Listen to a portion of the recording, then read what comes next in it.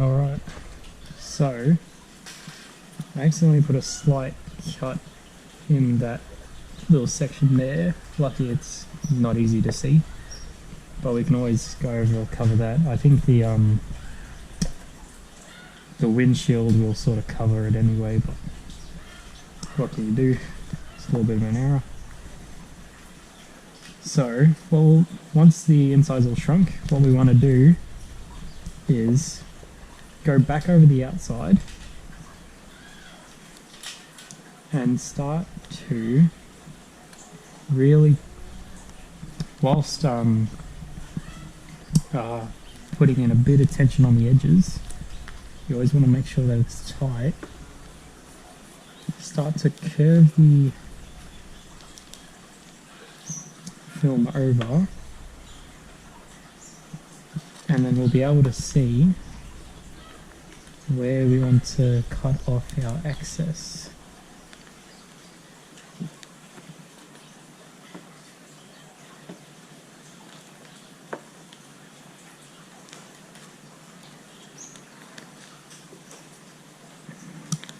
Now this first face of the fuse, I almost burned my finger.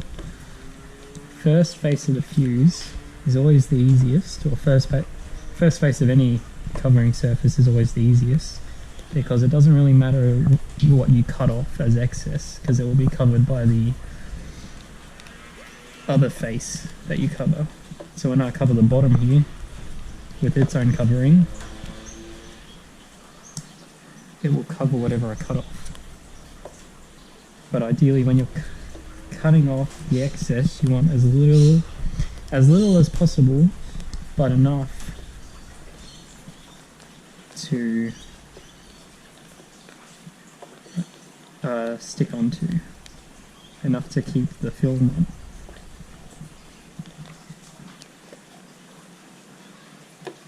Now you can see I'm slowly working from inside to outside, just pulling the iron down. Alright, so now that's pretty much bent. I'm going to want to take my sharp blade here and very slowly and carefully cut off what I do not need.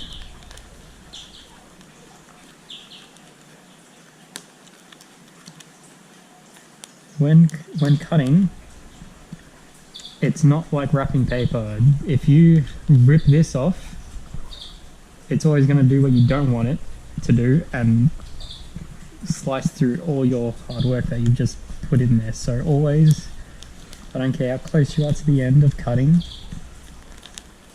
use your blade, don't rip.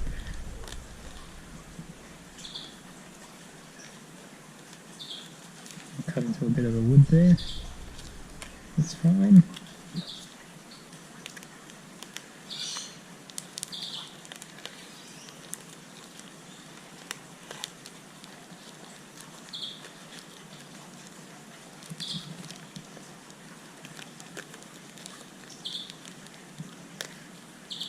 Alright, and now that there's a corner here, be able to just slice down.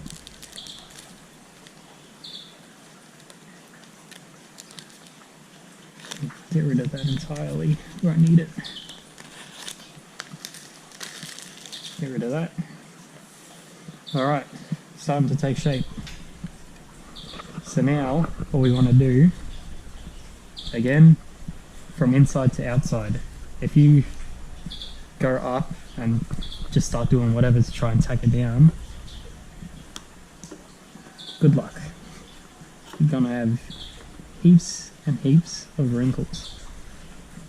So places where you can't quite keep tension, just slowly, there's no rush. Say iron down, and from inside to outside, trying to put the tension in the iron and the film, put the tension in the film with your iron as you're ironing it down. And I am applying a bit of pressure in this step. Just trying to get it tacked down. Alright.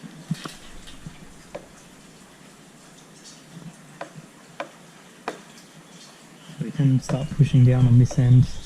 This end's getting covered by the bottom bit of film anyway. And you can see that we're working with a slightly rounded corner here, so I'll show you how to do that. Pretty much. Just a sec. Yeah, still got battery. Alright. So, what we want to do, slowly start applying heat to this bit by gliding. And you can see that as the heat starts to shrink the film here, we get, it's a bit wrinkled anyway, but we could be able to get a very nice rounded corner. Maybe this section might be a bit easier.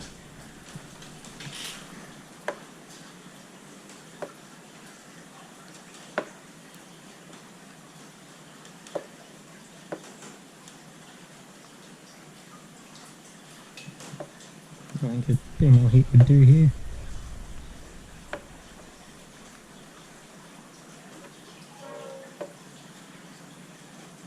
You can also start to notice, depending on what iron you're using, some bits of the iron might be hotter than other bits. So this nose, mainly for tacking down, there's not a lot of heat output there, but in this midsection, plenty of heat is outputted. Yeah. So we can really see the difference. Take your time and you can get a curve like this section, no wrinkles, and I've sort of stuffed up that bit, but it's going to get covered by the bottom anyway. But this is a good example of what happens if you're too fast and start pushing, and you can see all those wrinkles in there, and imagine if they're on the side here. Ugly, not good. But on this bottom bit, doesn't really matter, because it's getting covered anyway. Alright. I'll have to figure out what to do with this bit, but yeah, that's pretty much the basic principle. And important to note, covering on covering sticks really, really, really good. It will not come off. Alright, so I'll leave it there for now. I'll come back with the final product, but pretty much that's the whole principle. You want to get it tacked down all on the outside. Yep, and I'll be back when that happens.